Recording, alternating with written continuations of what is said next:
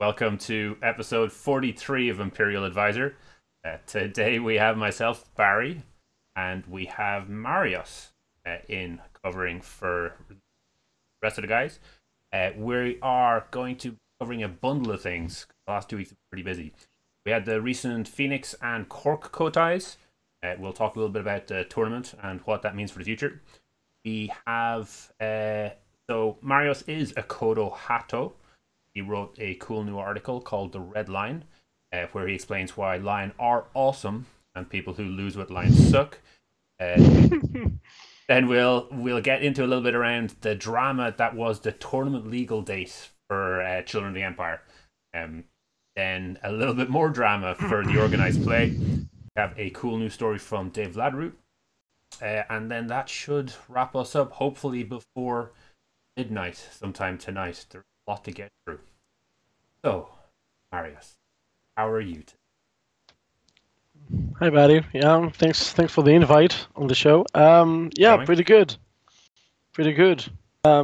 New innovative ideas at Cork. People left, right, and center being quite hyped about the Children of the Empire coming in sometime next month. It's not February yet. Yeah, sometime in the next fortnight. Yeah, good things all around. The Cork. We'll kick to the Kodais first. Let's have a quick look at the Phoenix. So the big thing from Phoenix, of course, was that Crab did really, really well. So we had both Crab qualify and we had Crab victorious. And what we noticed was Crab that basically are using the same Crab deck as they have all along. What was it? Iron Mine came off, but Rebuild went back on. So it's basically the exact same deck. Give me your thoughts. What do you think? Why did Crab do so well this time round? Right, I am not that surprised that Crab are doing well. I mean, let's roll it back to the previous season. In the previous season, we were discussing about at least I was discussing about the Scorpion domination of the game, and people started saying that Crab are doing pretty well as well. And that's no surprise, since both of these classes have an alternative winning condition that is Dishonor. The one being Scorpion with almost all the cards, and the other being Crab having the ability to push for Honor by just being out there, not needing that many cards, and also with Watch Commanders. So I wasn't that surprised about the result. If I was surprised about something, that would be that Crab didn't do better in Cork. So the big issue in this game, I should revise my last year's strong opinions of the three strongest game card effects, which were attachment hit, character removal, and event cancellation, and added to that survivability, being able to get a guy out and keep them alive, no matter what. Crab are really good at that. They have Iron Mine, they have Retrieves, and they can cheat people into multiple conflicts using the Mountain Does Not Fall, using Fire On, using the Berserker's innate ability, using the Witch Hunter's ability. And up until the previous cycle, the little dudes that were effectively Witch Hunter fodder were just that. Now with the Kuni Laboratory, though, they also become potent because they effectively double their skill. Because the characters that you would kill off to the Witch Hunter were usually either 1-0 or 1-, 1-1, something like that. Yeah. They were the equivalent of an Iuchi Wayfinder. But now an Iuchi Wayfinder is a 2-2, and with having the favor, Iuchi Wayfinder can attack and kill a province in either political or military based on whatever you have the favor on. If it's a small province like Shameful Display or Art of War or something like that, if it's left undefended by your opponent, which is a mistake, of course. So the point is that they have tools to do stuff. Now, whether they are allowed to utilize those tools, that falls on their opponent. If the opponent is prepared to deal with the attachments, like the Cloud the Mines, the Reprieves, the Spyglasses, the Talismans, the Watch Commanders, then you can win against Crab. If you're not prepared with a lot of attachment here to deal with this, then you're going to have a hard time. Yeah. One of the main criticisms in Cork against my deck was that I had 7 pieces of attachment removal, and my response to that was, well, have you seen the Dragon deck that's been doing things lately? You need to be able to deal with that, and you need to be able to deal with that attachment. So you need to be able to deal with that by stealing or destroying their attachments. A lot of people are packing the Mia Mystic purely to help in those 2 matchups. And of course, Cloud the Mind is in pretty much every deck these days. But one of the changes that is being pointed out in the chat is Fight On. So Fight On is a recent addition into that Crab deck. Is this a success of the role locking? So the roles clans have available. So the roles that clans have available have shifted because new ones came online, and because of that, Fight On seems to have made a difference, at least for the Phoenix Kotai, and helped those 2 Crab bring it all the way home. Right. Role locking in general, controversial statement, I think makes sense.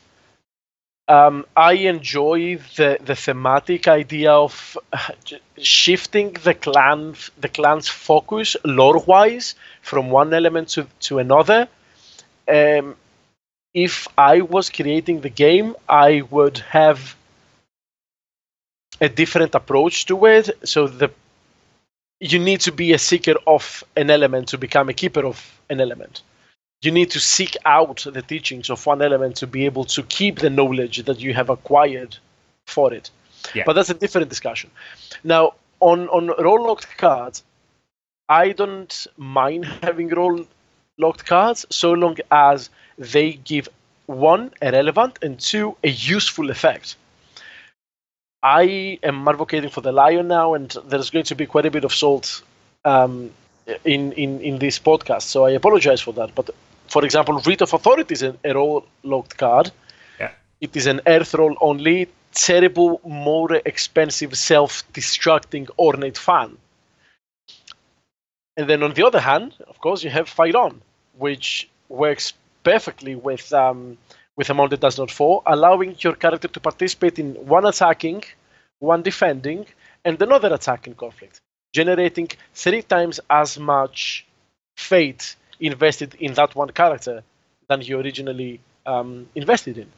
Yeah, and that is too strong. Yeah, even though it costs 1 fate, you can get upwards of a Casada with a bunch of attachments on it, so it can be a whole extra turn, an extra conflict, which is a pretty big deal in this game.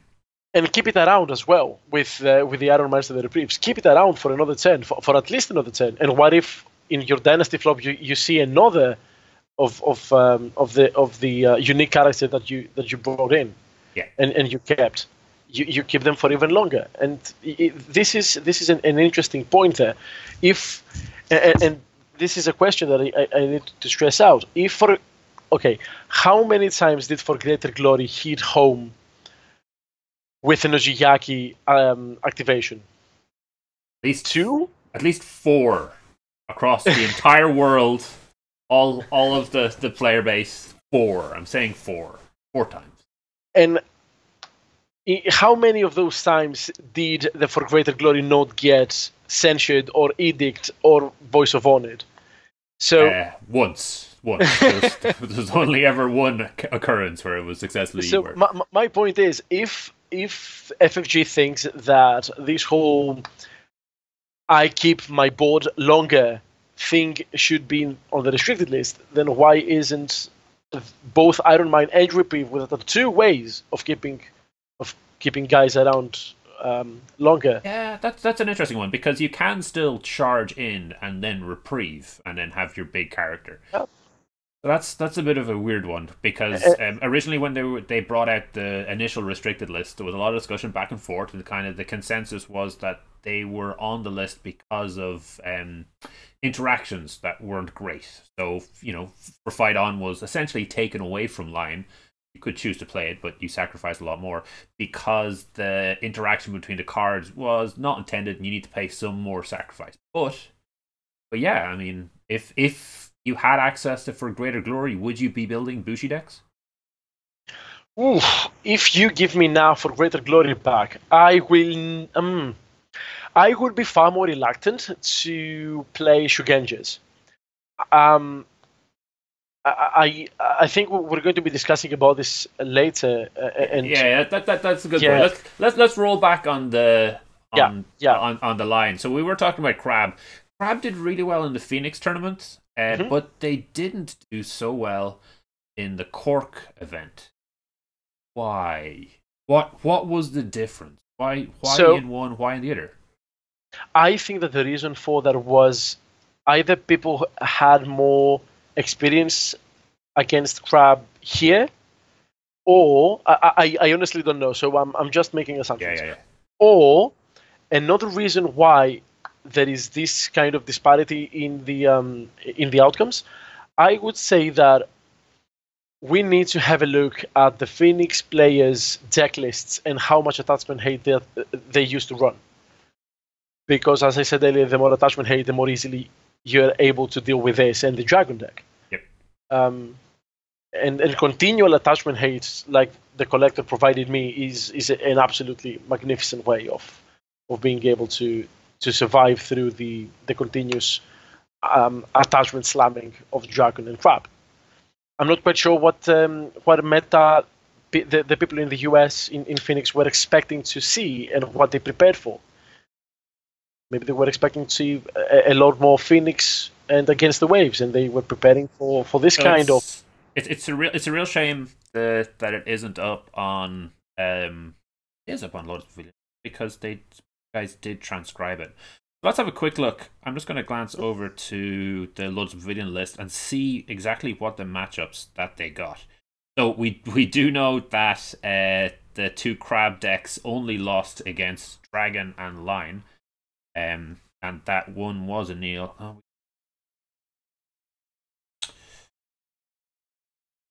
So what was the? So we can look at the final day. See exactly what they went up against. So the two Crab decks. So Jared Wright, who's Muzzy, who eventually won.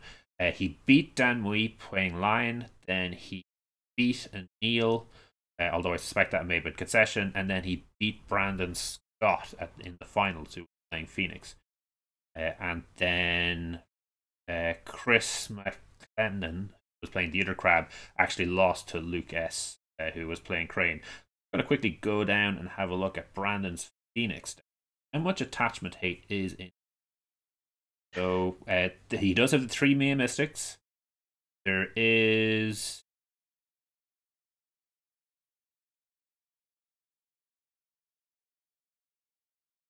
Actually, that's it. I'm not sure he's splashing at all. I have to double check this. Oh yeah, three let goes. I see. Are they there? See it? Okay. So, it's there. But, I mean, at the same time, you got to draw them. So it's not always guaranteed. It would be awesome if we could get a report from them telling us whether they got the attachment hate and if the Watch Commander did what Watch Commander does, and if it pushed to not be the opponent of the Crab player to not play event. That was the case, and then the Phoenix player didn't draw any let goes and didn't send me a Mystics, then that's game, pretty much. All right, let's talk briefly then about what happened at Cork. Cork was rife with Dragon and Phoenix in the end tables. So top 4 was Dragon v Phoenix, and the finals was Dragon v Phoenix. Good time to be Dragon and Phoenix then.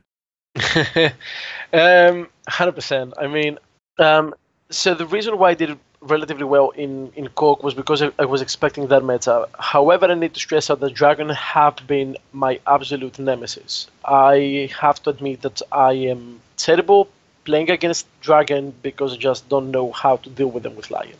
And how many Dragon did you face? 2. Oh, wow. So what happened in those games? The first, which was against the runner-up, which I believe was Javier. Javier, yeah, and I've seen him in several many conventions, in several many codes. I think Grand Codes. He's an absolute magnificent player. He makes almost no mistake. That was my first matchup against Dragon. Now I have to admit that the moment I see the Modern Anvil Castle against me, I am already disincentivized to continue playing at this moment in time because I just can't win. I can't win against Dragon. I don't know how to deal with them. Before we even start, they pose a threat because of restoration of balance. I don't know how many cards I'm supposed to draw because I don't want to draw cards and have this and then to discard them. Yeah. And this is where the whole thing of my deck came to work. The reason why I won against Javier was pure luck. I drew exactly all the answers that I needed to have drawn against my Dragon matchup to be able to win. Had I not drawn every single answer at the exact right time, I am more than positive I wouldn't have been able to win. Okay. But this is a card game, and luck is involved. And you did put the cards in the deck. And my travel to Cork from Dublin, those 3.5 hours on the bus were incredibly productive for me to do some deck building. And yes, I built a deck on the bus that allowed me to prepare for a Dragon matchup.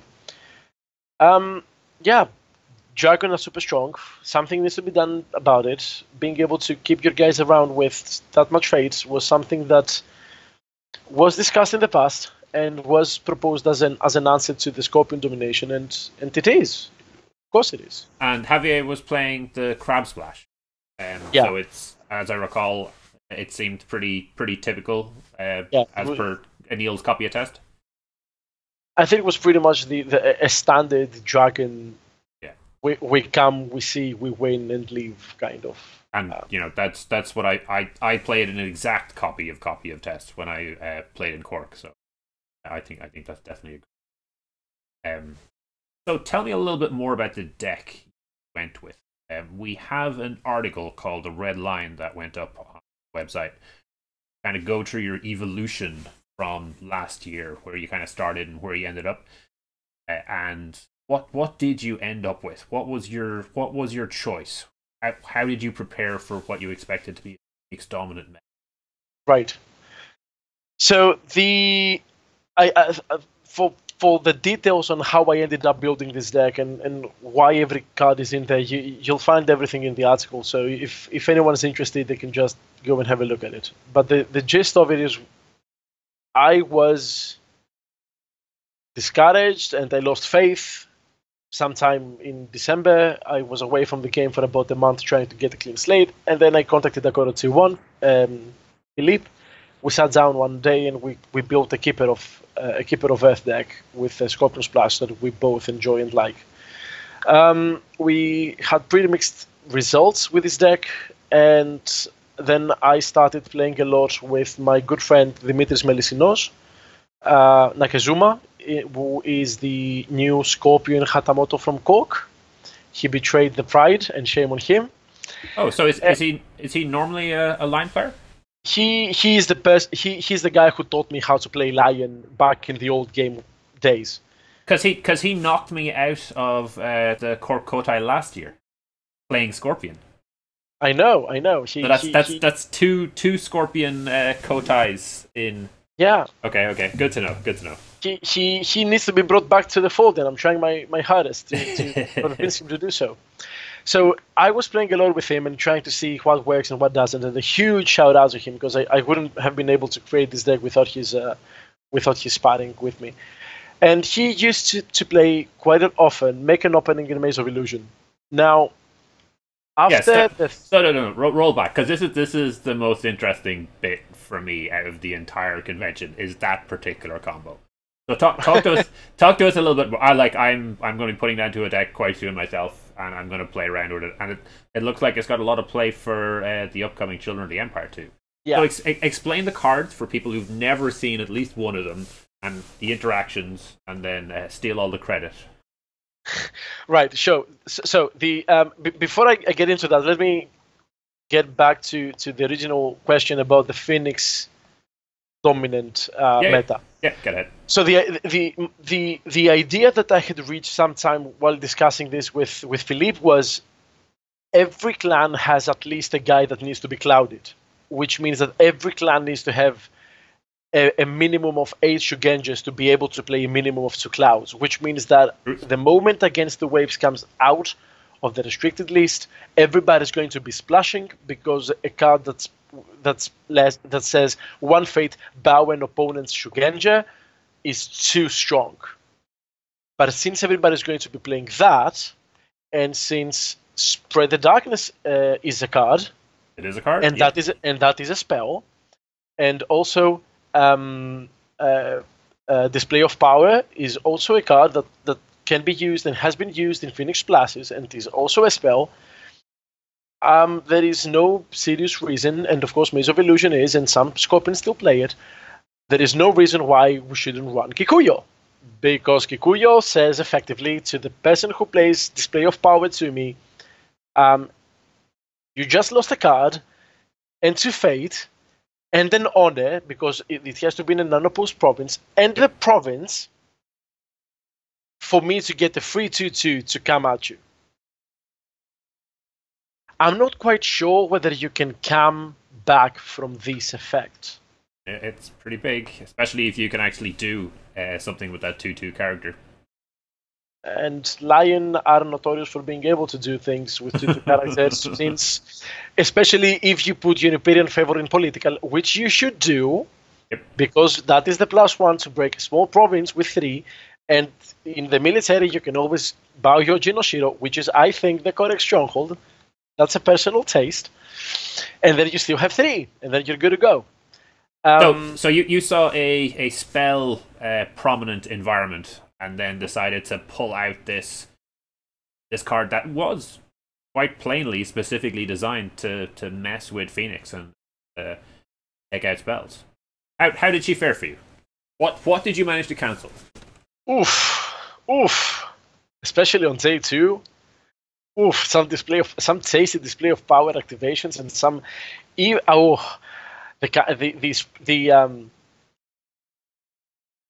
the Against the Waves, or I think the best out of it that I got was in my last game that I lost on day 2, which was an effort for my opponent to play Karmic Twist on my Spirit Caller to remove the 2 Fate and put it on a Mia Mystic, and it was with his last Fate.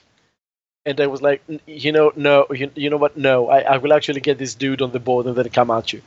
I lost the game because he went too far ahead of me, and his deck was his 3 Ningyos, and the rest of it was his hand and his discard pile. So there's no coming back on that. That's a problem, all right. Yeah. And are there any particular spells you're saying, like Against the Waves and Display of Power, are like the primary ones? If you see a spell cast, will you immediately cancel it, or do you often hold off? It depends on the matchup. However, the moment that my unicorn opponents in my local meta here in Newcastle played Unless the Gen and they played Kikuyo, it doesn't feel good for them, because it is Meishodo, but it's a spell. Unless the Gen is a spell. And she gets spell events. Yes, and it is a spell event for which you have to spend 3 or 4 honor or something. And that's the one that sets all participants to 2 force or something like that, to 2 skill, is it? 3. To 3. Yeah, 3 military, 3 political. And it is so. And here is the deal, right? So my unicorn opponent charging in to my stronghold, which is protected with a Shameful Display, will bring in his dudes, and then use his Force of the River, which I will not kill because I don't need to yet, or if I have not already stolen it with Coningin Favors. And then I will let them believe that they are winning playing the Jin, and then I will just cancel it and get the dude, and then attack at their stronghold. And it has worked far too many times for me to not take it seriously. Kikuyo works. The one matchup that she doesn't work is the Dragon matchup, because they just don't play any spells. Yeah.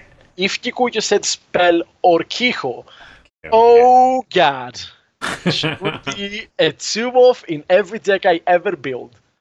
Yeah, that would be a very, very much different environment.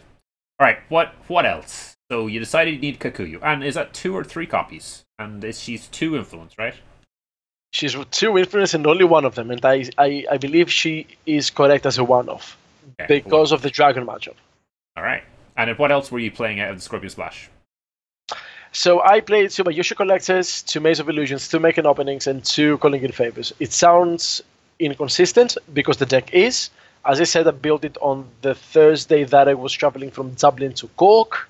It's not refined, it's not polished, it is a crude way of making things work. Okay. And in there, I'm seeing the 2 Bayushi Collectors are a way to destroy attachments or the honor status, and then your Calling in Favors are a way to steal it. So are they in there for the dragon matchup? They are in there for every matchup. They are there for the... Okay, so... all honesty here. When was it? Yeah, Friday morning, I'm in Cork, and I am just being a tourist. I'm walking around, and then I see Chris Potter's video coming out. And I'm thinking, and I'm listening to him while browsing the Crawford gallery, as you do. And a question pops in mind, and the question is then being verbalized by himself in the video of why are we playing for shames? And they start discussing with Dimitris, who is indeed a good friend of mine, and we were sightseeing together. And they ask him, why am I playing for shames? And he said, well, if he doesn't bow, he gets dishonored. If he gets dishonored, you can destroy his attachments. It's a win-win for you. Why wouldn't you play for shame? And this is the reason why for shame is in there, even if it doesn't do crazy things like it does in the Crane Splash. So Collector is there to get rid of my opponent's attachments, but also to get rid of the Cloud the Mind that they will put on my attachments, and more specifically on my Spirit Callers and LPBs. And this is the reason why Court Mask is in there. Court Mask is a one-fate way to have recursion, political prowess, and the method to dishonor your own guys, your own guys. To get rid of that Cloud the Mind from your Spirit Caller and your LPB. This is the reason why I wanted to play Spicer Court. However, Spicer Court has the issue that you need to win, and we, as Lion, are not really good at it. Nope. So it wasn't really consistent. A thing that I want to mention here is the fact that I wanted to play Citizen's Advice. I just couldn't find the spot for it. Peasant's Advice? Peasant's Advice, yeah, sorry. Peasant's Advice. It is a one-fate way to try to find Resto while getting rid of Karada District while dishonoring your dude to get rid of the Cloud of Mind. I will say I do love the idea of like the Lion Army turning up to a little stall outside Dragonlands that says Citizen's Advice over it, and they're like, so restoration of balance. We don't want to find restoration of anything else. But that's also good for like a couple of the matchups, because you're also able to remove holdings or the occasional base up character that you want got rid of. So I mean that's going to be good in the Crab matchup. It's specifically going to be good in the Phoenix matchup if they manage to get their district. And obviously everyone's playing a bunch of different cards, so like the Imperial Palace is in pretty much every deck. So yeah, I mean that card's got a lot of play. But I mean the cost, you got to pay one, you got to dishonor one of your own characters. But it's not a cost to dishonor one of my own characters. This is the whole thing. As it is not a cost for me to dishonor one of my own characters for the Court Mask. It is an activation for my collector to get rid of a Cloud the Mind or whatever.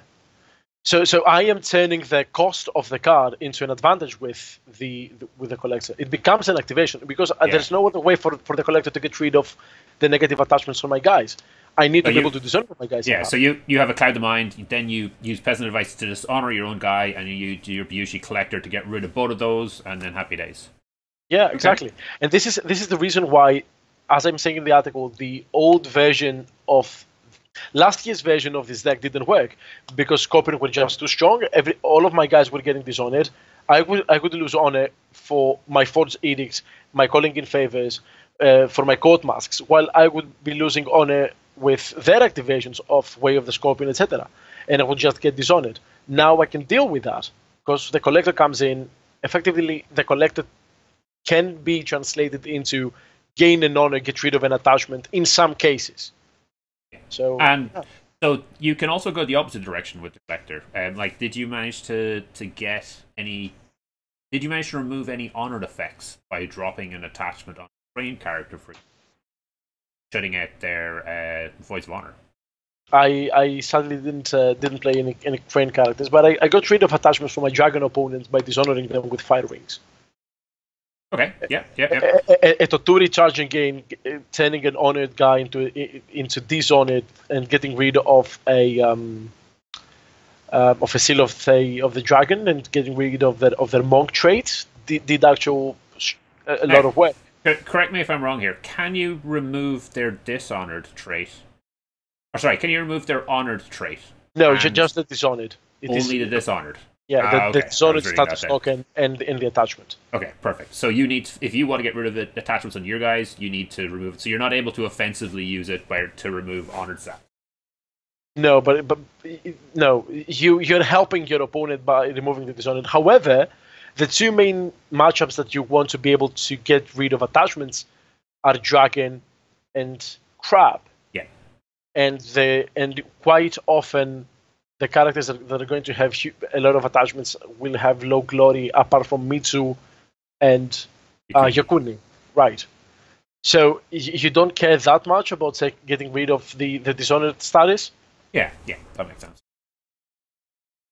Okay, so back to your question about make an opening in Maze of Illusion. So again, shout out to Dimitris. So, right.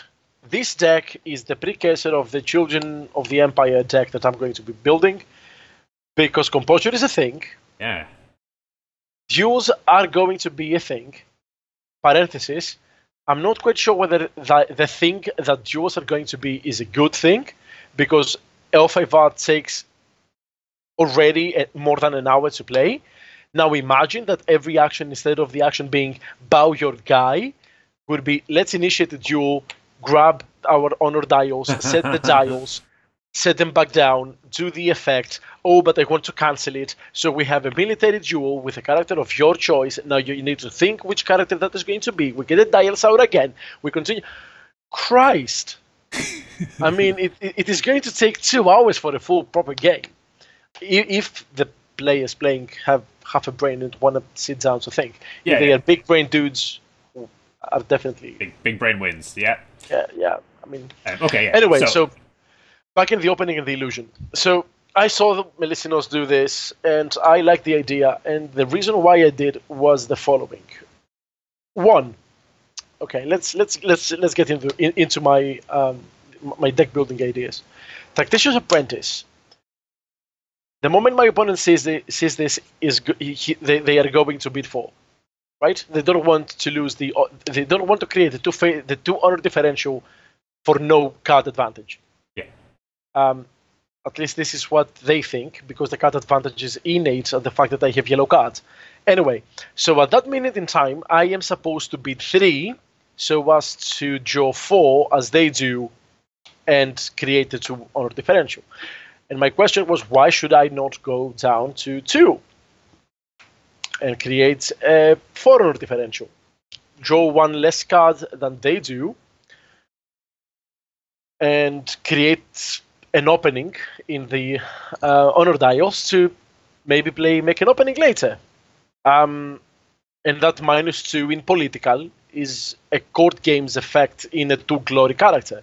There is not much you can do to deal with it apart from playing a court mask or an ornate fan. So make an opening found its way around in there. And then Maze of Illusion is a strange card, and most people don't like it. And most people don't like it because they think it's a 50-50. Playing on Friday night with Melicinos, I was voicing out the way that I was thinking he was thinking, but this is due to friction between us, and we know how each one of us thinks. Yeah.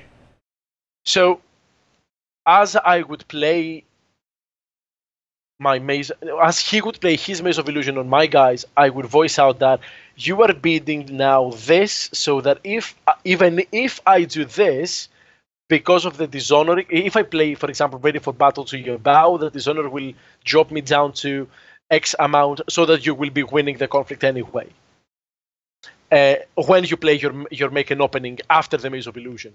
So I was able to read, say, the difference, the minimum difference he wanted to create in the bidding dial through Maze of Illusion, whether it would be 1 or 2, so that his make an opening would be a -4 or -3 accordingly. Now you cannot do that with Lion, because Lion can bow Yujin Oshiro and create an excess of military skill. So when your Lion opponent plays a Maze of Illusion, even if you know that they are trying to do so that they make an opening, after that, you cannot read whether they are trying to win the conflict now by the make an opening that their next action is going to be, or the action after the next, which will probably be Yujin Oshiro buffing their guys. And just to confirm, is this because the Lion have yellow cards, and because of that they've basically been eating Iocane powder all of their lives and are now totally immune to any sort of overthinking things, right? That's what we're getting at here. The reason why we are trying so hard is because we don't have insane cards, right? Like we have in all honesty, what am I playing that is a yellow card in my conflict deck? Legion of One, Ready for Battle, Way of the Lion as a one-off, and Ageless Crone. Oh, they're all such busted cards. So good. Okay, they are good at what they do. I'll give you that. So this is the whole Maze of Illusion make an opening idea. And but we need to go into the two cards, because obviously a lot of people know Maze of Illusion. It had a big splash when it came out, so it's a 1-cost Scorpion card. I think it's 2 influence. Am I correct me on that? You play it, change your bid dial, and then your opponent gets to decide whether it is odd or even. If they guess correctly, nothing happens. You're down your fate, you're down your card. If they don't guess correctly, and it is a 50-50, despite what many people might think, it is a 50-50, then that character bows and gets dishonored. But in this case, you're more interested in setting your dial to something else. So everyone's bidding 5. You play your Maze of Illusion. Let's say you don't care about whether they bow or dishonor. You set that to 1. Then you're playing Make an Opening. So Make an Opening, again, is another card that came out. People had a look at it and they went, that's kind of niche, but, it's a weird situation that's probably never going to happen. It is a -X, so it's political and military, equal to the difference in dials. So if you both bid 5, you set up your Maze of Illusion, you go into that last conflict, you happen to have all 3 Make an Openings in hand, you're dropping -12 skill on your opponent. Bonsai is one of the best cards out there because you get a +4 bonus, but it is limited to once per conflict. It is military only. If you draw into the 15 cards that we often do, chances are you're going to get maybe 1 maze, 2 Make an Openings, maybe 1 Make an Opening. That's tremendous. I really love that idea. So yeah, that's I have to admit that, and apologize to some of my opponents on Jigoku. After I built this kind of thing, I tried to play Jigoku on my tablet, and it was horrific. I had to turn my tablet from being horizontal to vertical in order for me to be able to choose cards. So I apologize to any opponents that I played, and I took like 5 minutes to have an action. I just could not pick my cards in order to see how this performs. Yeah. And when I got to my hotel on Thursday night, there was something that was bugging me. And what was bugging me was the fact that I'm changing my dial anyway. Like, why should I not try to do something with it? I mean, I don't have composure yet because it's Children of the Emperor is not out yet. Yeah. But why not play Good Omen? I was trying to convince myself why Good Omen is a bad card. And then I started asking myself the pros and cons of playing it. Pros is I can have a small for greater glory, a singleton for greater glory with a Toturi. And it worked. I won a game because I charged in Toturi in a military conflict defense. Yep. We played out the turn, and then after the 4 conflicts, in the action window in the conflict phase, I played a Good Omen, and my Toturi lived for another turn, and it worked. And the reason why it worked was because of my Maze of Illusion that sent my 5-bit against that Phoenix player to a 1, and it all activated itself, and the deck played itself out, right? So, and we're moving into composure and duels, and being able to set your dial activates your composure. I definitely think Make an Opening is a way to set up duels for yourself, because you can pick a target, absolutely reduce them down. The new Defend Your Honor, the new cancel is absolutely tremendous, and I'm interested in seeing whether, like, if Make an Opening is going to be a card that will allow you to, basically, if you play it on your opponent's duelist, the card that they're going to be taking their big force with, they have to decide between cancelling that straight away, or, you know, waiting until play the next action and then trying to defend their honor at that point. So I think, yeah, I'm excited for this. This sounds like it's got legs. Yeah, this is what I think as well, and this is the reason why I sat down and did the whole write-up going from last year to this year, because I think that we have more tools now, and we can actually sit down and try to make something out of ourselves. And going back to the Good Omen, because a lot of people that saw the Good Omen were very surprised about the use of it in Cork. Another use of Good Omen that I pulled many times was, I have an opponent that is coming in with a political whatever strength for a Water Ring. Parenthesis here. Water Ring, because most people splash Phoenix to get the free 3/2 Fishman, the Feral Ningyo, because for some reason that card makes sense. From I have no presence whatsoever and no cards invested, people can go in during a water conflict to I have a 3/2 on the board, deal with it. That will go back to my deck. Yep. So people did that, and they often attacked with water to bow my LPB that was running out of fate, or even my Toturi that was running low on fate, etc. And that Good Omen was effectively this character does not bow because of the Water Ring's effects. This allowed me to keep more ready for battles for their Against the Waves on my Spirit Callers. And Kikuyo was able to deal with their efforts to straighten their guys.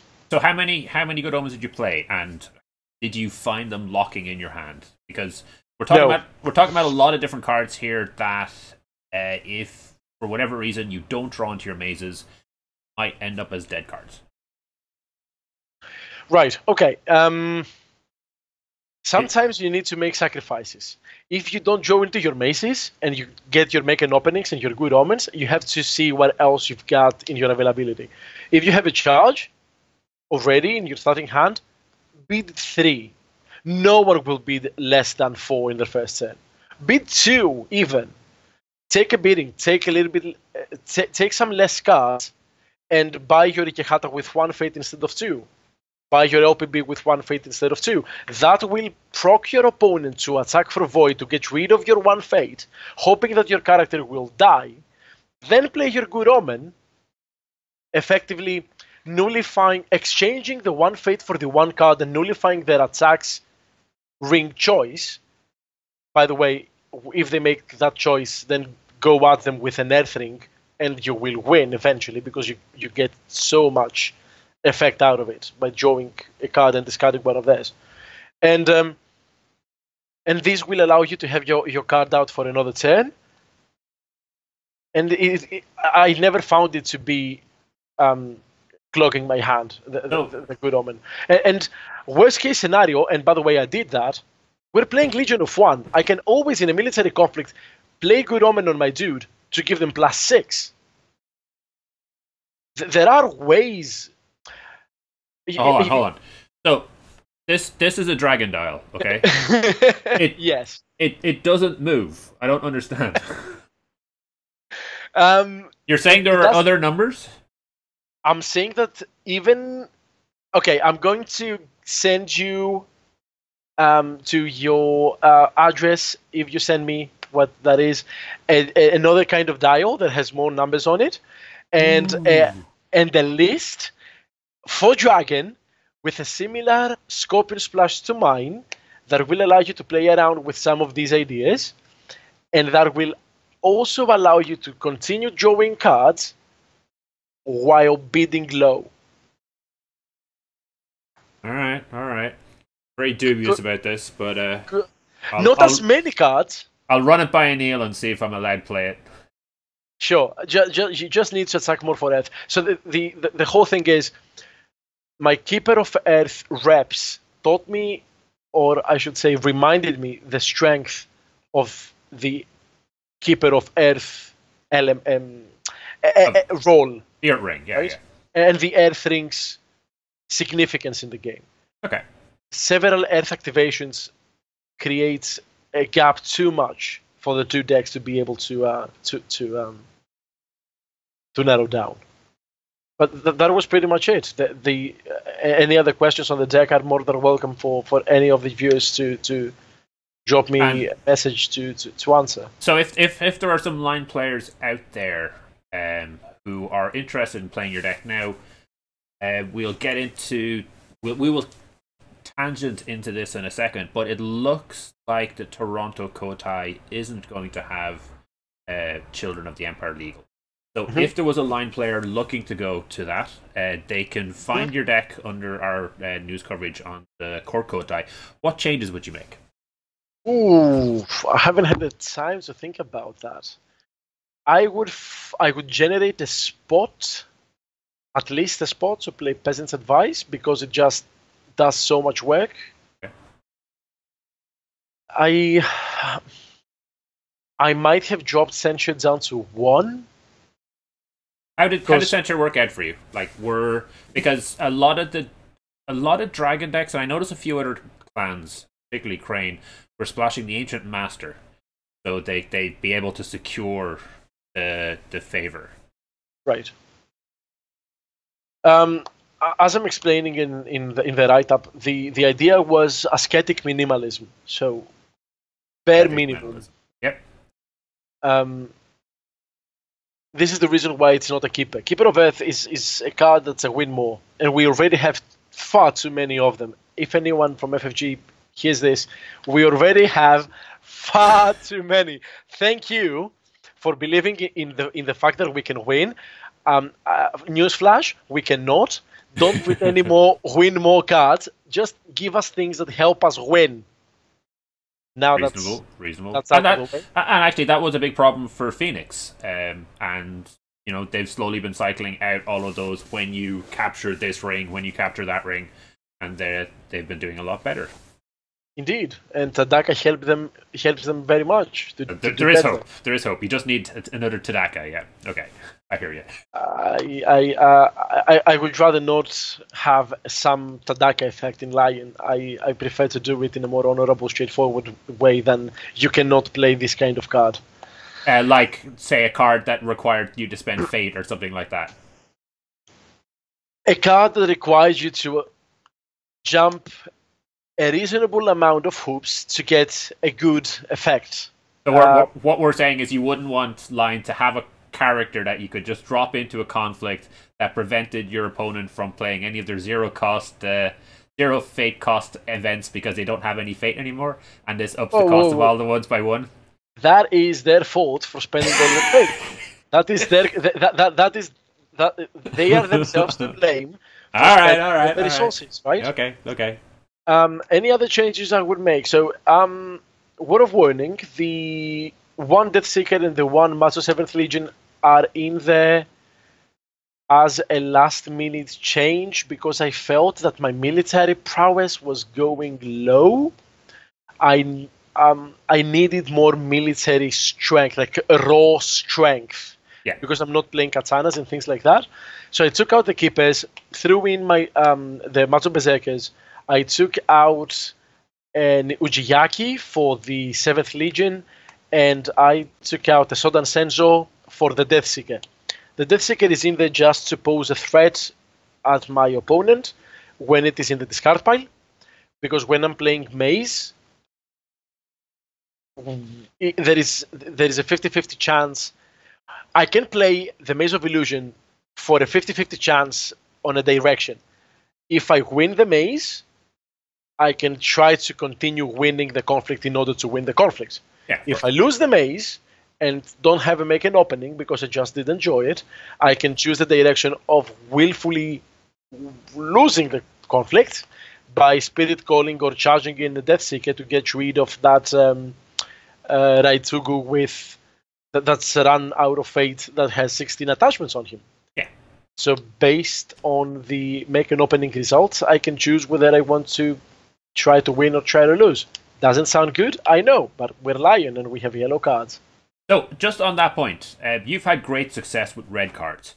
Have you thought about streamlining your deck so it didn't have any yellow cards and was just all red cards? Would that improve your deck?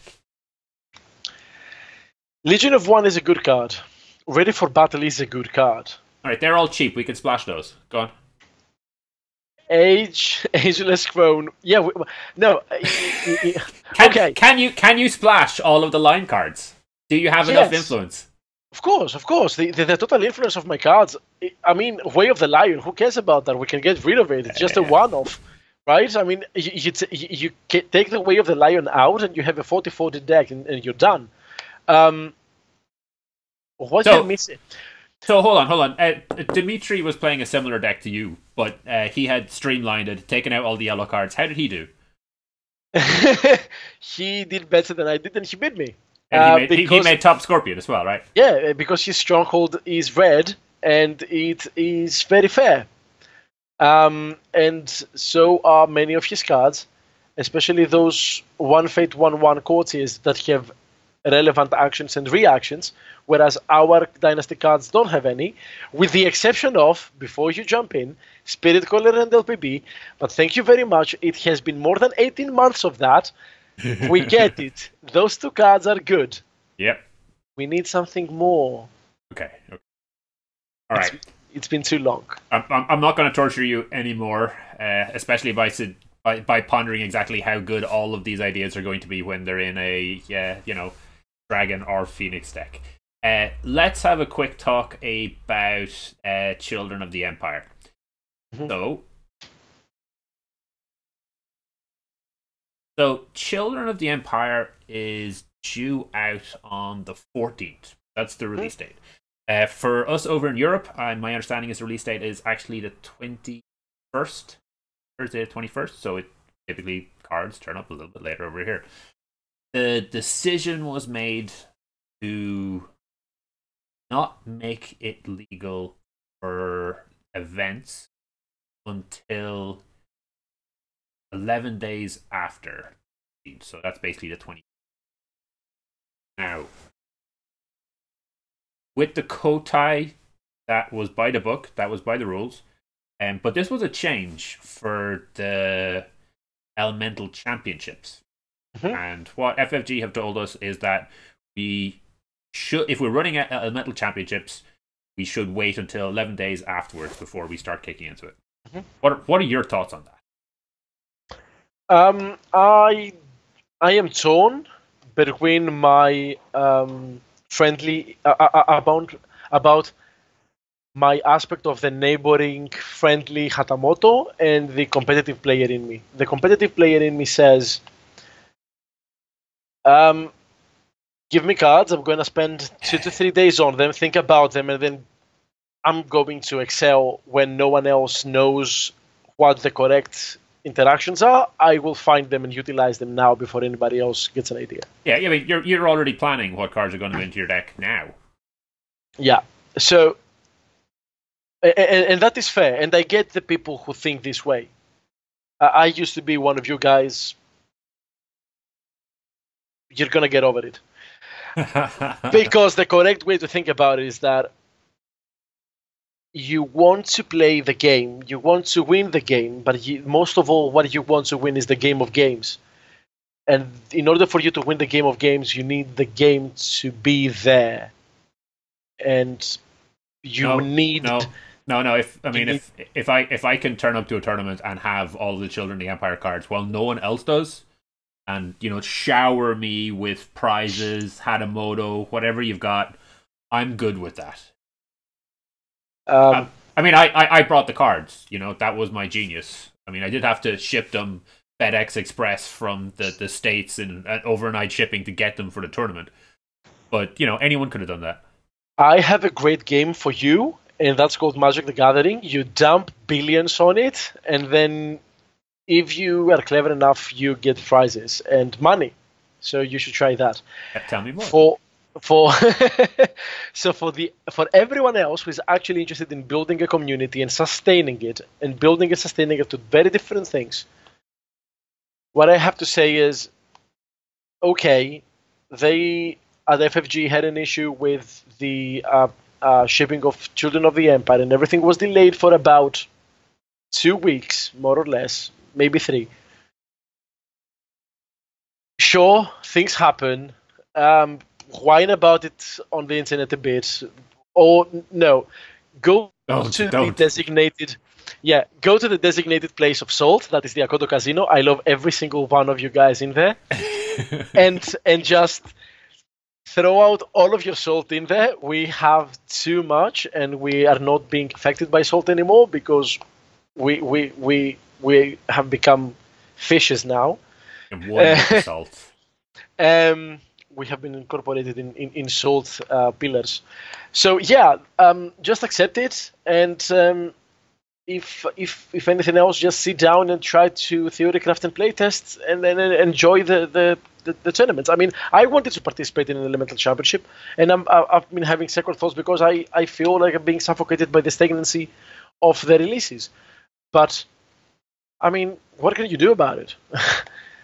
The one thing I could say to FFG for future references would be, when things like that happen, you could produce the card prints like proxies in advance, like a PDF. That we're going to be 3 weeks late for the release of Children of the Empire. However, here are the spoilers for the whole of the box, so that you can get them tested on Jigoku, get them tested in paper, so when they come out, they will be straight ahead legal.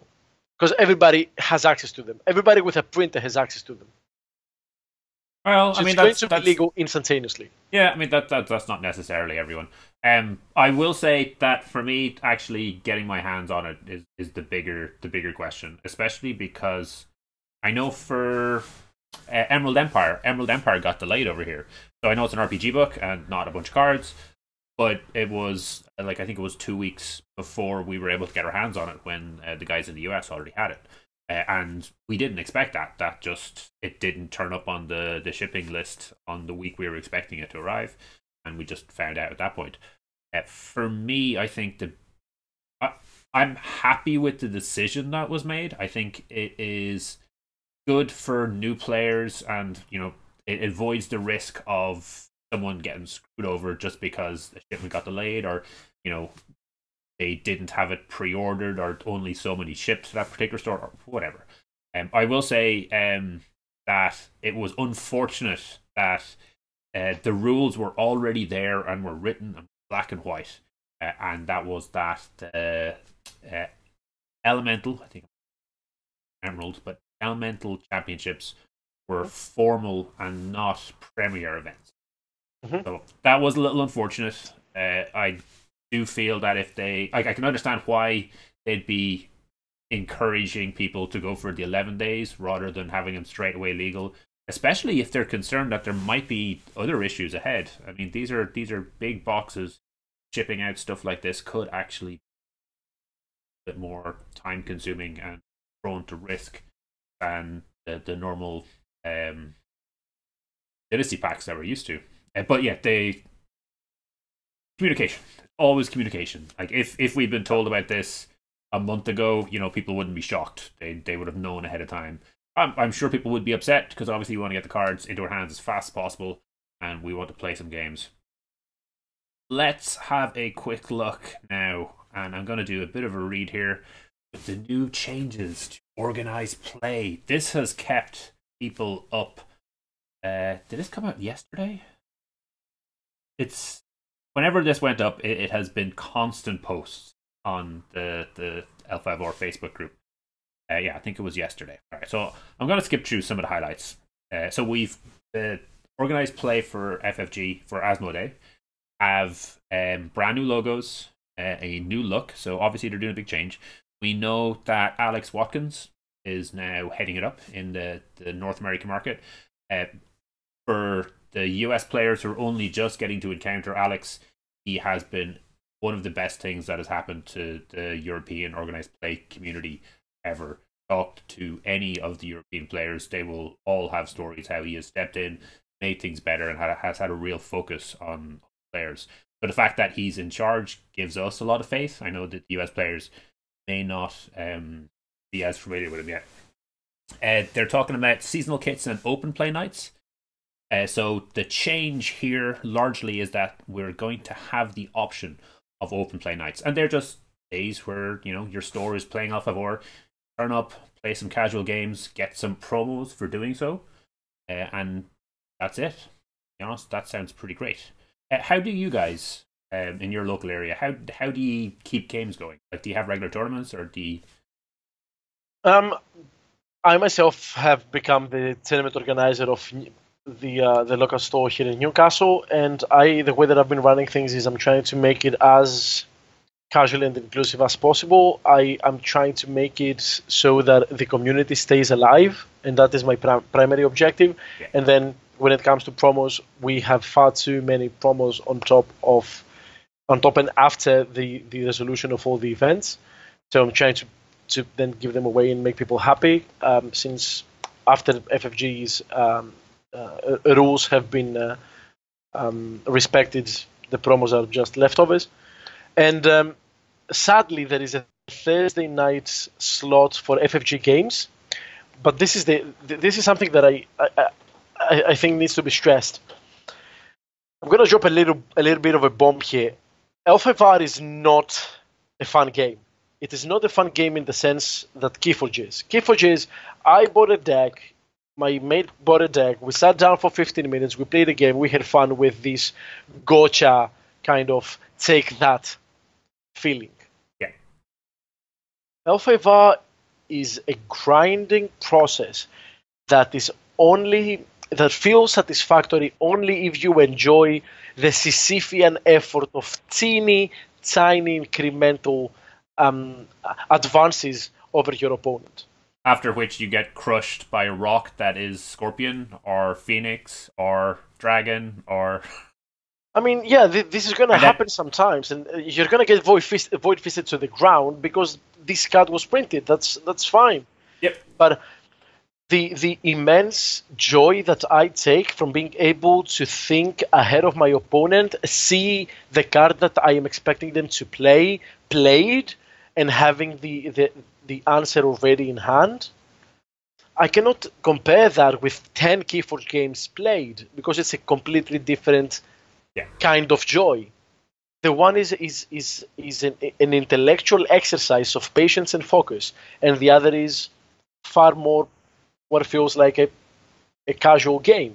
And the FFG game stretches way beyond just sitting down and playing as well, because we're doing this podcast, we're sitting around talking about meta environments and shifts, we're talking about restricted lists, we're on forums yelling about things. Like, it is a way of life for many people.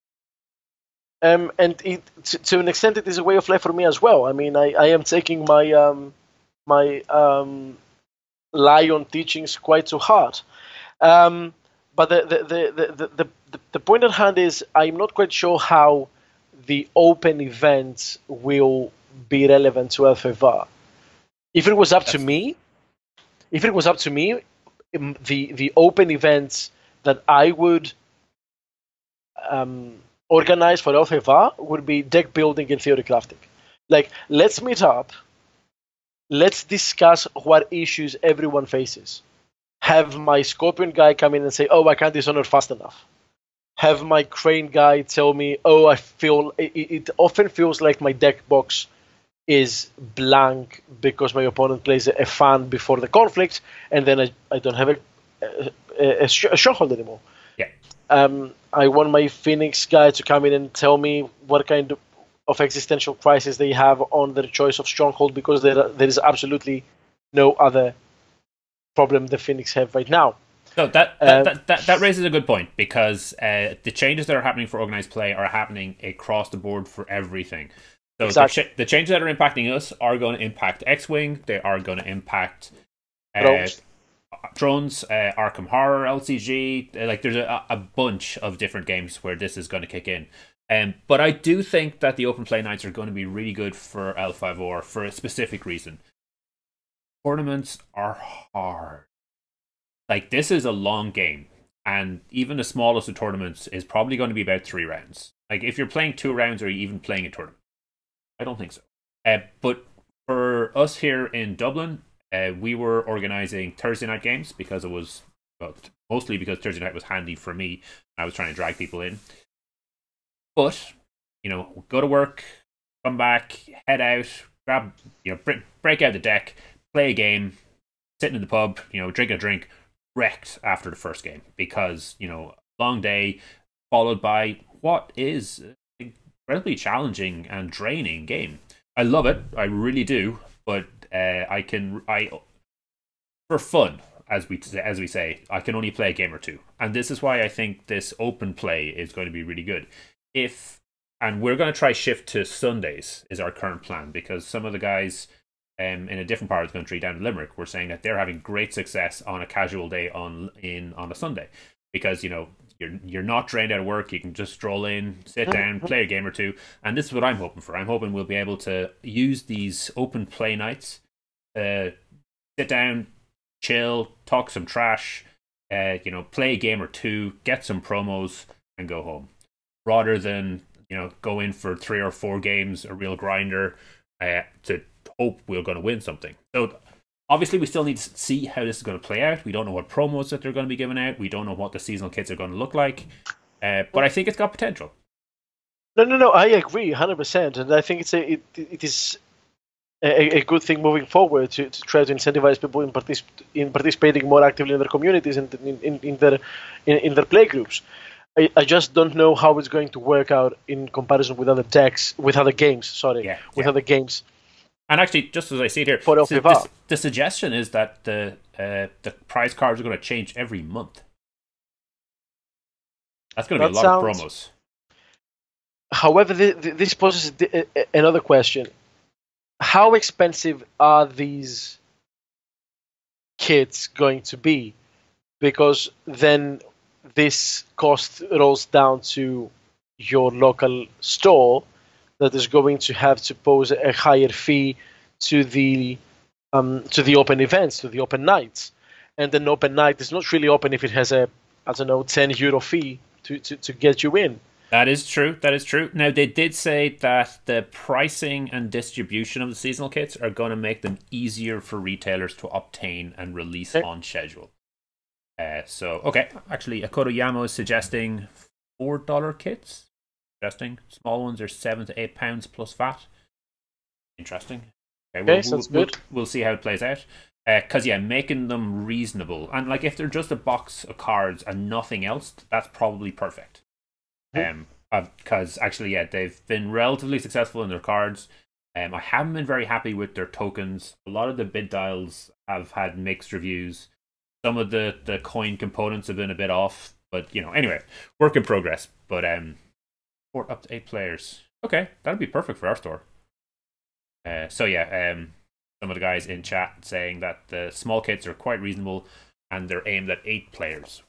Probably about right for many of the local stores, given the current status of the game. All right, let's. Do you have anything else to add on that, or like move on to the next section?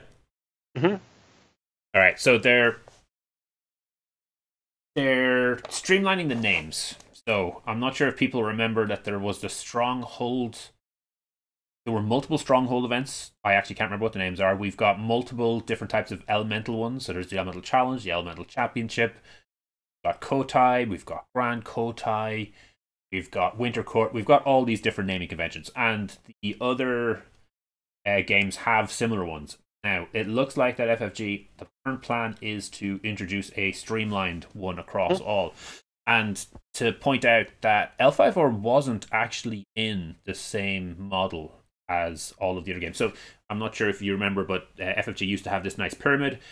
Elfavor did not fall into that. They were going a different direction with Elfavor, and it did cause some problems sometimes because we kind of fell out of stream. All right, so we're going to have store championships. So stores will be able to hold these up to twice per year per game, and this is over and above the regular night ones. Then we've got prime championships. They're saying these were formerly known as regional championships, high-level tournaments that are run at selected retailers. These sound like these would have been the elemental championships, but we'll have to see. The next one are grand championships, formerly known as national championships. So high-level events that take place once per year per nation or territory. So these would have been maybe Kotai? Kotais. Yeah, okay. Then continental championships. These are international events that are open for all who wish to attend. These draw top players from multiple nations as well as aspiring players looking to make. So these would be the Grand Kotai. Yeah. So good. Equivalent of them. And then World Championships. So the pinnacle of it. So for us, that's Winter Court. Now, here's where things get a little bit spicy. In addition to the championship event tiers, we will continue organizing several open events, such as the Kotai series for Legend of the Five Rings. So does this mean we're going to get Kotai and Grand Championships and Continental Championships and Grand Kotai? Okay, let's theory craft a bit. Okay, store championship. Okay, so you have your standard kit. Yep. You have in your local store, you have your store championship, which is like once a year or twice a year. You're going to have your store championship to see who is the best player of this region. Then you have your prime championship, which is a regional one, like, for example, saying in the whole of the Northeast, where I live. Whoa. Hold on. Are you saying the UK has like a Northeast? So, I mean, will Ireland get a Northeast? No, I mean, we've got 4 provinces here, so we should get right? 4 of these events, right? Well, I don't know, something like that. Like one in Scotland, one in Wales, couple of them in England. No. It's all Great Britain. You just get one. Sure. I mean, look, we'll add it into the Brexit negotiations, and we'll see how it comes out. Oof. Sorry, go on. Anyway, so these are supposed to be the regional championships, I guess. Yeah. Right. And then what about Grand Championship? If all this is in addition to the Grand Kotai discussion, right? Yeah. What would the Grand Championships be? An idea that one could pose, or maybe the continental ones are more fitting to that, where it would be if they rolled back the old the old championships that were existent in the AEG CCG game, like the Amethyst, the Emerald, this kind of championships, and especially if those impacted the storyline in the sense of in this gem championship, like in the Amethyst championship, we're going to get the Amethyst champion who is going to have this role in the lore and so on and so forth. So give us a quick bullet point on what those were. So those were a bunch of different duel based events. Were they organized by players or were they organized by the old company? I think that they were organized by the old company. I played very briefly during the old run, so I'm not an expert on it. Right, but I'm sure someone in the chat, most probably Nakazuma, is going to correct me and explain the story of everything because he knows. But they were more premier level events that were outside of the normal structure. Yeah. Okay, cool. So I'm expecting and hoping to see something like that. And in all honesty, I would love to see regional or continental championships that will have a direct impact on a choice in the game. Yeah. For example, story impact. Yes, I want to participate more in what is going on in Rokugan. But then again, I'm a lion and I want to attack everything. Well, at least you know what you want. That's important. Okay, so yeah, we've got a lot of unanswered questions there. We don't really know what's going on with all the events and how they tie in. So yeah, I mean, obviously we have a rough idea with how they could fit into, but because Kotais have been mentioned as this extra section as open events, as they call it, that does raise a lot of questions. I'm not sure how FFG are going to get all of these events rolled out. Because we have a pretty packed schedule ticking along for the rest of the year. We have events over here in Europe all the way up to the Polish event. I don't think that's been officially announced yet, but or the dates for it at least. We know it's happening. So we have the same number of Kotais as we had last year, and that felt like a pretty busy timeline. I'm going to quickly skip through some of the other things. So the Global Event Manager is a new program that they're working on, new software. We know they're testing it with Keyforge yet. It's not really relevant with us until they've finished that test and they've decided to test it with us. We'll hold off on that. They have said they're going to work on their communication. So obviously we'll see what happens once they get there. But it's fantastic at least for them to acknowledge that they need to work on it. On a point of the communication, and sorry for jumping in there, but I just want to put this out there. The whole discussion about the Worlds this year being invitation only, and how invitation.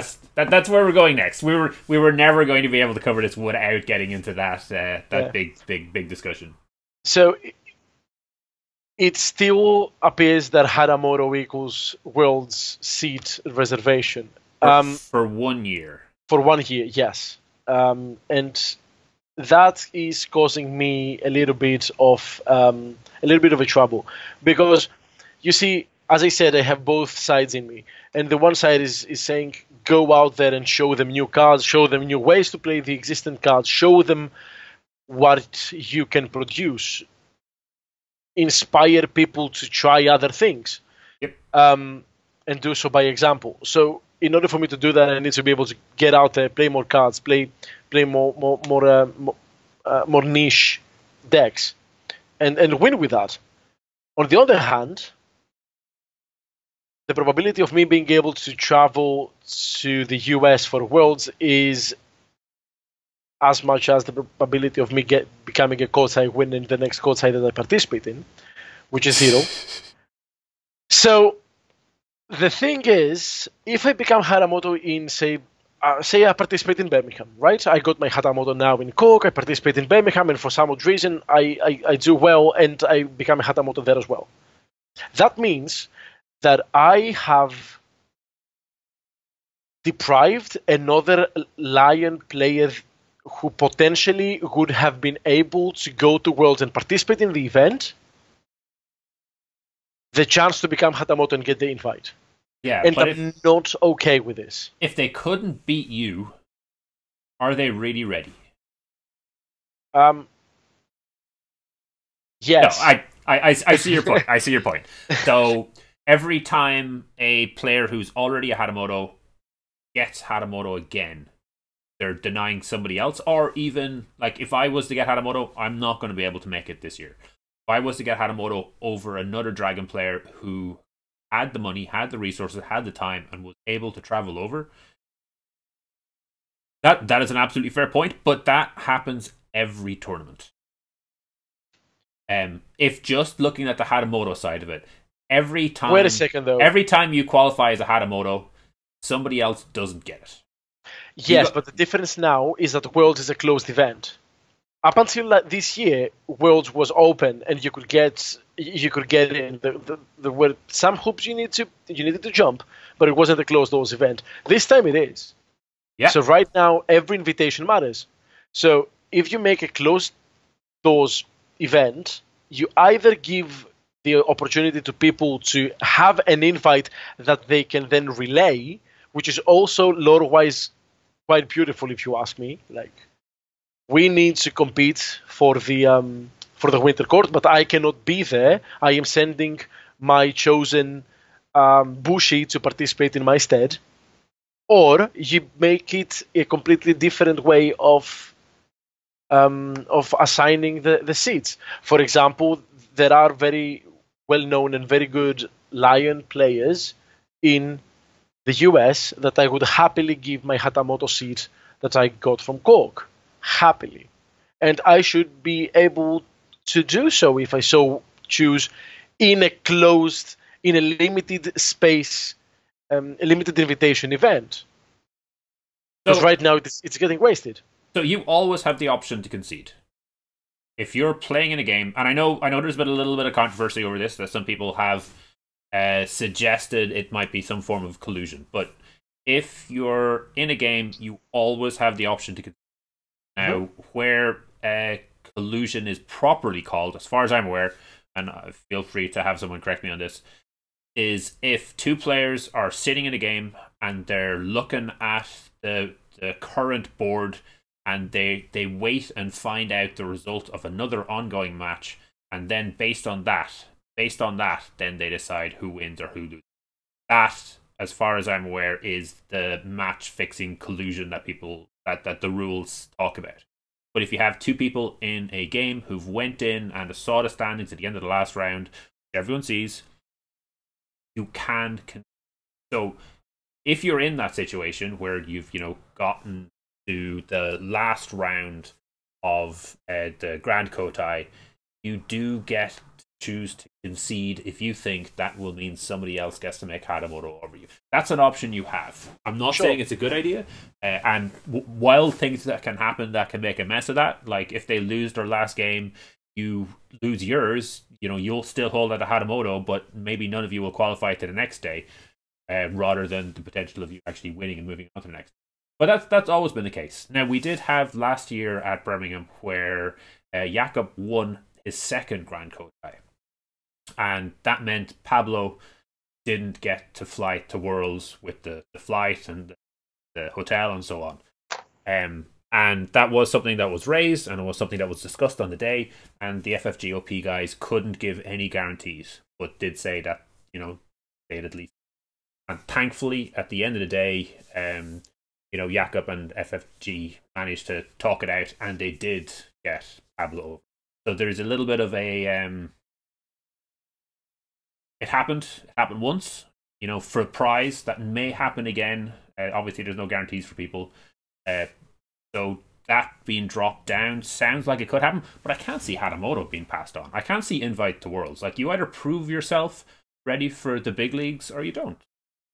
But before we get stuck into that, how do we get Hatamoto? We make top of clan at a Grand Kotai or a Kotai, right? Yes, I think this is how you on day one. On day one. Yeah. Okay, so we've already talked about how the Kotai look like they're going to be separate events. We also have continental championships, whatever they're going to be. We're assuming that they're not. They could be the Grand Kotai, and Kotai could be separate. But for the continental championships, the top 8 participants all get invites. The Grand Championships, the top 4 all get invites. So these are the once per nation or per territory. Top 4. So top 4 out of Ireland should get a chance to get their invite. The Prime Championships, top player gets it.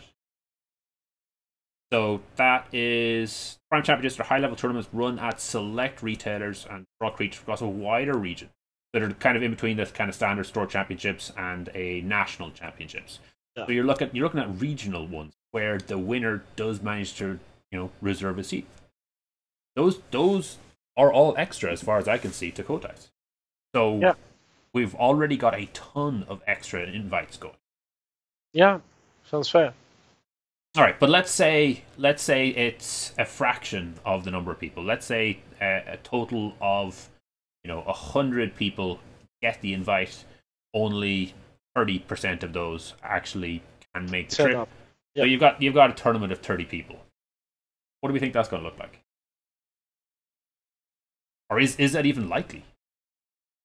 I mean, the way that I see, the more people participate in each event, the better. And in all honesty, having a tournament run and being described as a Kotai with 25 to 30 people, it feels wrong. To me, it feels that FFG should sit down on a table and say, okay, why did we get a quota with only 30 participants when last year we were averaging about 100, 150, right? Well, it does look like. I mean, they did look at last year. They did make a bunch of changes, so it does look like they're trying to address that. But no, I mean like 30 players at Worlds. So Winter Court only gets 30 people because it's limited. Only so many people are invited, and out of those invites, only so many people go. Is that a disaster? It's not a disaster, but it's you're turning supposedly fun game into a hyper competitive arena where the person who excels in this arena is the person who was able to win X tournament, parenthesis S, was able to do the trip, was able to predict the meta, was able to not have any health or personal issues and participate in the whole of the event. Yep. It becomes a little bit of a streamlined thing that it is not a healthy environment that I would like to be part of. Okay. I mean, I get it. It is the World's Championship, sure. But that doesn't mean that we should go completely out of our way to participate in it. At least this is my view. Well, let's have a quick read over what they said that the World Championships will be. So, the pinnacle of any game's competitive organized play program, each World Championship is a showcase of the world's greatest players and strategies. In 2019, the World Championships for X-Wing and Legend of the Five Rings will be invitational only. By 2020, the rest will be. That is super interesting. I did not cop that first round. So, out of all of the games that FFG have, X-Wing and Legend of the Five Rings will be the only two that are invitational. I'm not sure if you play X-Wing, but it is hands down one of the most successful products that FFG have. I'm delighted to see that we are put in the same slot, as it were, as X-Wing, because to me that means that FFG are taking this game seriously. Okay, that's. I am not playing X-Wing. I haven't even tried it. I'm much more of the card game kind of person. Yeah, absolutely. So we can see Akodo saying he's looking forward to Anil's name on 10 of those seats. So if that's the issue, right? Like, if Anil wins all of the US events and then starts traveling over to Europe, we know he's going to be at Paris, which is actually great. I'm really looking forward to seeing that.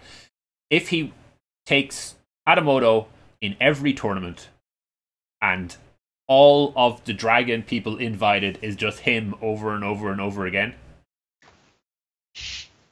like, is that a viable strategy? Do you meta against Anil at that point, since he's the only Dragon player? Dragon is my worst matchup, and I know he's a really, really strong player. And as has been pointed out, all of the European Scorpions will all be Jakub. So, yeah. That said, we don't actually know what this event is going to be. The Worlds event and the entire OP thing is being redone and restructured. I know we have seen a couple of posts on Facebook, so we're kind of filtering out the information. Oh, and actually, this is a big one. We are going to be seeing a AMA, an Ask Me Anything event on Reddit with Alex, so we'll see how that works. Hopefully we'll get a little bit more information out. But one of the things that we are seeing is suggestions that the Worlds event may have a invitational only stream, invitational only tournament, but that it may also have other events and other side things that players who don't manage to make that major tournament can still turn up to, can still attend, can still do the social elements of, which to me, would hopefully cross the streams and would make things a lot better for both people. So if you didn't make the invite, turn up, you play your side events, you socialize, you have some fun games, chances are, and not to be mean. Actually, I can say this because I did not make Hatamoto this time round. If you're not managing to get the invite, chances are you're not going to make the day 2 of Worlds. So if you're just going up for, socializing and having a bit of a laugh and having some fun, not getting the invite isn't a terrible thing as long as you're still able to go. Now, obviously, we don't know, but there are some suggestions that that's what we might be looking at. And that means that they're looking at upping, changing, expanding, God knows what, the actual final event. Like, Winter Court could become a lot bigger and a lot better than it has been before. So we still have a lot of unknowns. Which brings me back to what we were discussing a little about communication. I want a Twitter feed of FFG L5R communication giving me bits and pieces of 140 characters every couple of days. So I want someone from Alex's team to spread some light on what things mean now. And by that I mean,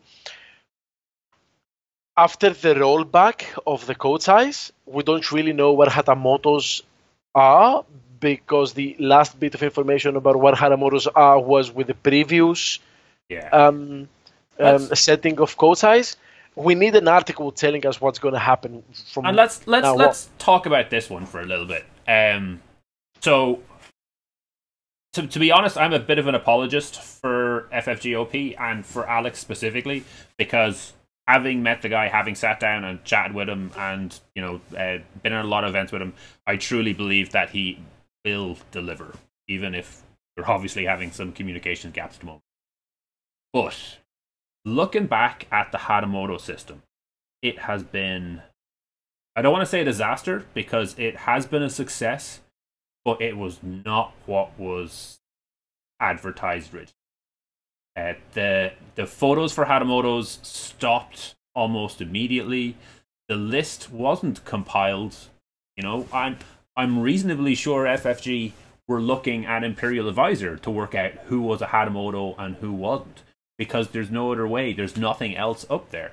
The only events that I'm aware of that had Hatamoto areas were the Italian Bologna Kotai and were the WarpCon of last year. Unfortunately, we didn't have room this year, but so that's 2 out of all of the events. The Bonsai Chant is gone, which was a feature, was part. The idea was to get the Hatamoto up, have them do something at least. Present themselves, yeah. Yeah, and I feel that is a lot of elements of Hatamoto that have been forgotten or have been left by the wayside.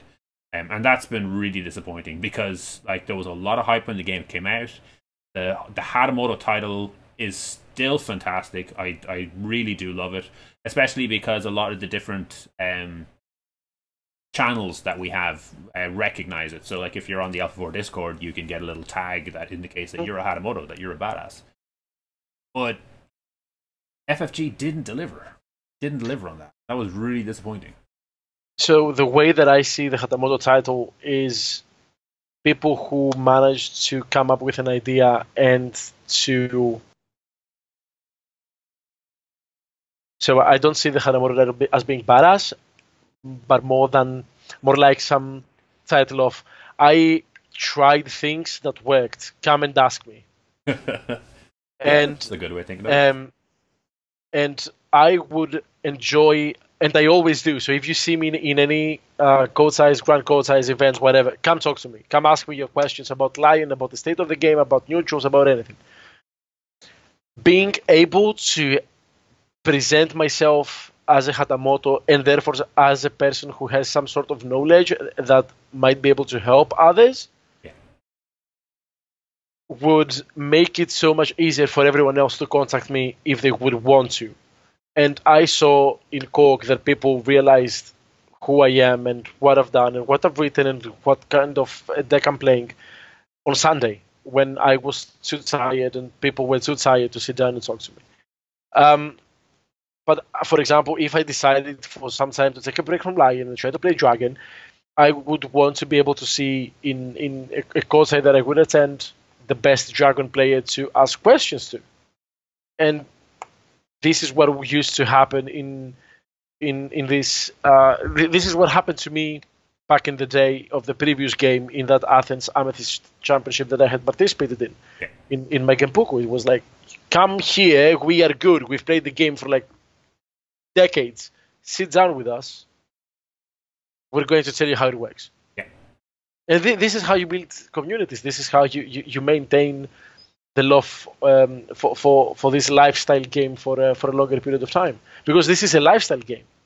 And there were a few elements of that from FFG in the original one. So I know from being at tournaments that not all the Hatamoto necessarily were aware of it, but one of the things that every Hatamoto was supposed to do was make sure they went back with a pin.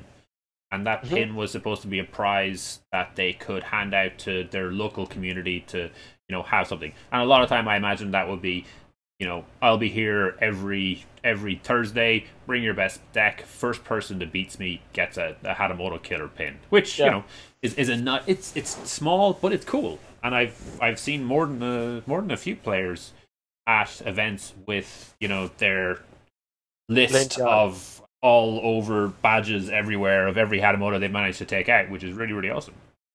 Yeah, I completely agree. And I think this is the right way forward. The Hatamoto Slayer pin is exactly what we want. Like I had bittersweet feelings every time I would lose to an opponent of mine in Cork, but I would make them stand up. I would myself take out the pin from the plastic thingy and pin it on their beanie or their t-shirt or their jacket or whatever. Nice. And it would feel nice to them. Like I played against Matt Light, and the moment we sat down, we said that one of us is leaving this table with an extra pin. And it was like, it felt good. And when he won because of the fact that he drew duty, is that some bitterness over duty? Over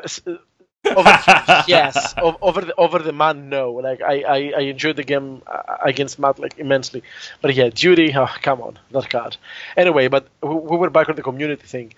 The moment that I conceded to him, and then I stood up and took out the pin and put it on his bit, and I saw for the rest of the day it was on him right there where I left it, and I am sure that it filled him with joy that the guy stood up, put the pin on my t-shirt, accepted his defeat from me, and all these flavorful little, maybe cringy things, these are the things that evoke emotions that allow you to remember an event, I think. Yeah. Because it's like, if you're a player who can go and then just roll everyone and then walk away and have had a good time, okay. I know there are some people like that, but the majority of people that I talked to at the event, they wanted to talk to people about how the game went, the experiences they had, whether they won or lost. They were just kind of talking about cool moments in the game, people they met, interactions that they had. And for me, I played on the first day, but I took the second day off, and I just spent that day chilling, chatting with people, and that was as much fun as the first day, and I really enjoyed the first day. So, yeah, community is a big deal in Alpha 4. And actually, to wrap us around, I can definitely see why people who have been regular attendees at Worlds, I know we've just had 2, but presumably there would have been kind of big events before, are a little bit upset if it turns out they're not going to be able to go. And fingers crossed that there will be some sort of side event or some sort of other stream for the people who don't get invited. And if that doesn't happen, I wonder if it will make the other events more desirable. Like, if it does happen that, the 20 top players out of Alpha 4 get locked in a room for a weekend and none of us are let in, is there going to be another event that we can go to have that kind of fun social aspect and, swap stories, chill, go out, eat, drink, whatever? Like, has World started becoming one of those kind of central L5R hubs And if that stops with the invitational one, will we develop another one somewhere? I think it's likely we would. I'm 100% sure that knowing the community and the people who are the cornerstones of it, that if something is not provided to us, we're going to build it ourselves. And Yes. and at the end of the day, I'm not expecting FFG to give me everything. I am trying to implement in my local area, in my local group, some sort of a deck building theory crafting pastime of, okay, let's meet and either before, during, or after a local tournament, let's discuss about ideas. Stupid as they may be, doesn't matter. Just ideas. Just throw out different approaches to different decks. Yeah. And discuss about the crazy interactions that you had with opponents in the past, and maybe something will come out of this.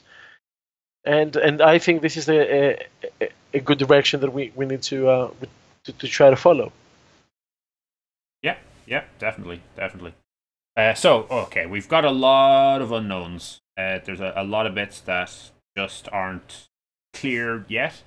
But I don't know. I do have faith. I think we're going to see things work okay. I read in the chat, Chris. He says that I'm lying, that I moan, and I tell them that they are wrong. I moan because you are wrong, Chris. I was expecting better of you. Nice. What's Chris play? Is he another one of the line players?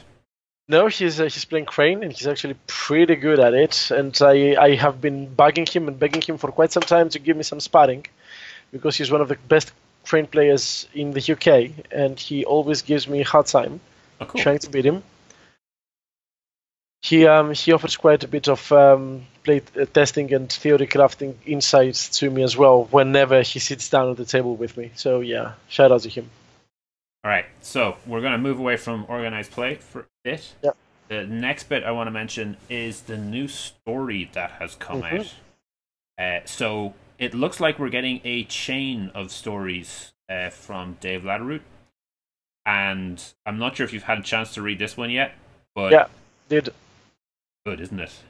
Yeah, really good. And this leads on from the Tiger Stalks His Prey story that we had before the elemental cycle, or near the end of the elemental cycle. And the Imperial Gift. Yes. So this is setting us up for some really, really big stuff coming up, presumably over the Children of the Empire set, which seems to be focused on the two heirs to the throne. Yeah. So if we're not going to talk about it too much, but if you've not gone through any of the story and you're more interested in playing the card game, I would beseech you to check out those. So Tiger Stalks His Prey, what was it? Imperial Gifts. Yeah. And this most recent one that has just come out called Children of Bushido, I think. Or that's what the article's called. I think the first one is Children of the Empire Part 1. Check it out, because the story is really, really starting to kick off in Rokugan and in Alpha War. And it's all very exciting. All right, I think we are going to look at wrapping us up here. We're only about an hour and a half. That's fine.